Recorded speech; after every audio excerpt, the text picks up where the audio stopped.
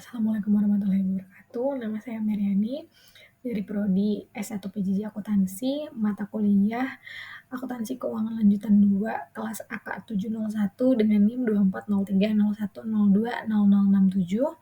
akan mempresentasikan ujian akhir semester dengan tema persekutuan dalam proses likuidasi. Konsep persekutuan. Yang pertama, definisi persekutuan. Persekutuan adalah bentuk kerjasama antara dua pihak atau lebih yang berbagi keuntungan dan kerugian berdasarkan kesepakatan bersama. Ini merupakan salah satu bentuk entitas bisnis yang umum di Indonesia. Kemudian yang kedua ada likuidasi persekutuan. Likuidasi ini terjadi karena persekutuan dibubarkan. Proses ini melibatkan berbagai transaksi dan penyesuaian terhadap aset, utang, serta pembagian hasil kepada anggota yang memerlukan pemahaman mendalam tentang akuntansi. Rumusan masalah dari presentasi kali ini adalah apa yang dimaksud dengan likuidasi dalam persekutuan dan bagaimana akuntansi mengaturnya. Bagaimana proses pencatatan dalam akuntansi dilakukan selama proses likuidasi persekutuan dan apa langkah-langkah dalam penyelesaian akun yang terkait dengan likuidasi persekutuan. Tujuan penulisan ini adalah memberikan pemahaman tentang teori dan praktik akuntansi dalam likuidasi persekutuan, menganalisis langkah-langkah penyelesaian transaksi dalam likuidasi persekutuan, serta menyediakan contoh soal dengan penyelesaian yang menggambarkan penerapan akuntansi keuangan dalam proses likuidasi persekutuan.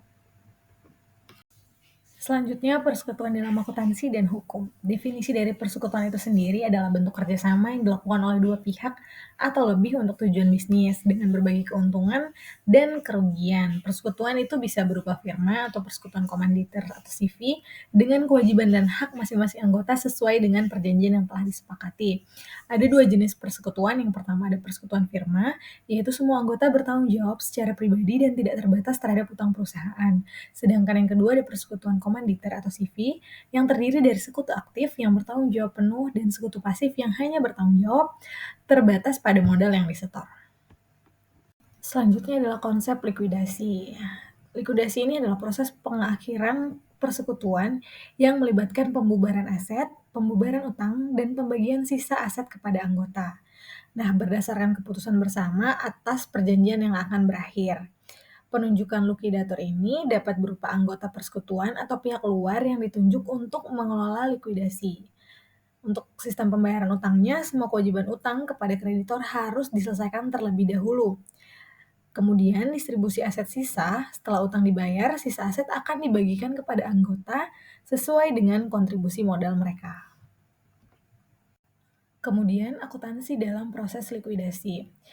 Yang pertama itu adalah pencatatan aset dan kewajiban. Jadi selama likuidasi, semua transaksi harus dicatat dengan tepat, mulai dari penjualan aset hingga pembayaran utang dan pembagian sisa aset. Kemudian dilanjutkan dengan penyelesaian akun, di mana likuidasi ini melibatkan pencatatan yang memadai terkait penjualan aset dan penyelesaian kewajiban. Aset yang dijual dicatat dalam akun aset yang dapat dilakukan likuidasi, sementara pembayaran utang akan dicatat dalam akun kewajiban likuidasi. Yang terakhir, pada saat pembagian sisa aset. Setelah seluruh kewajiban tersebut dibayar, sisa aset dibagikan kepada anggota persekutuan sesuai dengan kontribusi modal mereka dengan menggunakan akun modal anggota. Proses likuidasi persekutuan diawali dengan pembubaran persekutuan yang dapat dilakukan karena alasan tertentu, seperti kesepakatan bersama anggota, tujuan persekutuan telah tercapai, atau kondisi finansial yang tidak memungkinkan untuk melanjutkan usaha. Pembubaran ini bisa dilakukan secara sukarela atau berdasarkan perintah pengadilan. Untuk penunjukan likuidatornya, ditunjuk untuk mengelola seluruh proses likuidasi. Likuidator ini bertugas untuk menjual aset persekutuan, membayar utang, dan melakukan pembagian aset kepada anggota sesuai dengan perjanjian yang ada. Selanjutnya adalah proses penjualan aset, di mana aset yang dimiliki oleh persekutuan ini harus dijual atau dicairkan. Pencatatan akuntansi penjualan aset adalah kas pada debit dan aset yang dijual pada kredit. Selanjutnya, proses pembayaran utang. Semua utang kepada pihak ketiga atau kreditor harus dibayar sebelum pembagian hasil kepada anggota dilakukan. Pencatatan akuntansi untuk pembayaran utang ini adalah utang pada debit dan kas pada kredit. Kemudian pembagian sisa aset. Setelah semua utang dibayar, sisa aset ini akan dibagi kepada anggota sesuai dengan proporsi kontribusi modal mereka. Proses pembagian aset ini akan dicatat secara akuntansi, modal anggota pada debit dan kas pada kredit. Teori akuntansi dalam likuidasi persekutuan. Akuntansi dalam likuidasi persekutuan ini melibatkan beberapa prinsip utama seperti pencatatan transaksi secara akurat, penyesuaian terhadap kewajiban dan aset yang ada, serta pembagian hasil yang adil antara anggota. Kemudian untuk standar akuntansinya, dalam praktiknya setiap langkah harus sesuai dengan standar akuntansi yang berlaku. Ini memastikan transparansi dan akuntabilitas dalam proses likuidasi. Dasar hukum dalam likuidasi persekutuan, dari sisi hukumnya, likuidasi persekutuan ini harus dilakukan dengan hukum yang berlaku, seperti yang telah diatur dalam Kitab Undang-Undang Hukum Perdata atau KUH Perdata dan Undang-Undang Perseroan Terbatas. Sedangkan dalam hak dan kewajibannya, hukum mengatur bagaimana hak dan kewajiban anggota diatur dalam proses likuidasi. Ini meliputi pembagian aset, penyelesaian utang, dan tanggung jawab anggota. Contoh kasus likuidasi persekutuan, kasus firma A dan B. Firma A dan B ini terdiri dari dua anggota, yaitu A dan B, dengan modal awal masing-masing A 150 juta dan B 100 juta. Kemudian firma ini dibubarkan setelah mengalami kerugian yang signifikan. Saat likuidasi, persekutuan memiliki aset sebesar 200 juta dan utang sebesar 50 juta. Nah, untuk likuidasinya, langkah yang pertama adalah pembayaran utang terlebih dahulu, yaitu 50 juta, baru kemudian pembagian sisa aset ke masing-masing anggota.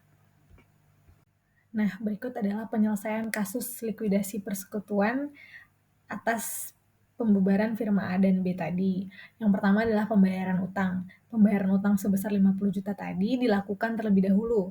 Sisa aset yang tersedia kan tadi 200 juta, kemudian dikurangi dengan utang 50 juta, maka sisanya adalah 150 juta. Kemudian dilakukanlah pembagian sisa aset. Aset yang tersisa 150 juta tersebut dibagi sesuai dengan proporsi modal masing-masing anggota, di mana proporsi A adalah 0,6 dan proporsi B adalah 0,4. Hasil dari pembagian tersebut, maka A menerima sebesar 90 juta dan B menerima 60 juta. Berikut adalah jurnal akuntansi dalam likuidasi persekutuan firma A dan B tadi. Yang pertama, pada saat transaksi penjualan aset, maka akan dicatat kas sebesar 200 juta di debit dan aset yang dapat dilakukan likuidasi di kredit sebesar 200 juta. Kemudian, pada saat transaksi pembayaran utang, maka akan menjurnal utang 50 juta di debit dan kas 50 juta di kredit. Pada saat transaksi pembagian aset, maka modal anggota A sebesar 90 juta dan modal anggota B 60 juta di debit dan kas 150 juta di kredit. Terakhir, kesimpulan, likuidasi dalam persekutuan adalah proses yang melibatkan pembubaran, penjualan aset, pembayaran utang, dan pembagian hasil kepada anggota, di mana proses ini membutuhkan pencatatan yang teliti dalam akuntansi untuk memastikan seluruh transaksi tercatat dengan benar. Maka dapat diberi saran bahwa penting bagi persekutuan untuk menyusun perjanjian yang jelas tentang pembubaran dan likuidasi sejak awal, serta memahami prinsip-prinsip akuntansi yang berlaku agar proses likuidasi dapat berjalan dengan lancar. Sekian presentasi dari saya, terima kasih.